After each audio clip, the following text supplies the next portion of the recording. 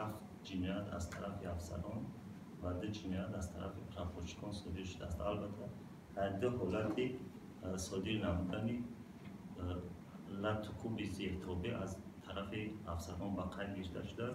این یک حالت در قسم حربی 13483 ب واقع در ناحیه دنقره، یعنی کاپیتان قریزوف زیرتابه خود را لطکوب کرد.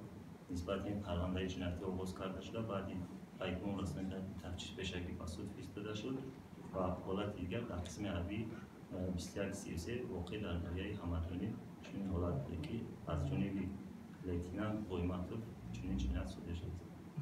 خب خیلی که ما میدونیم یک در دوره سفربرکنی خدمت در خود کمیساریات کلوب هم چنین یک جنایت صادر شده، حتی سنگشپک با قید گرفتن. نسبت او بچه چی شد؟ پرونده او بچه چی شد؟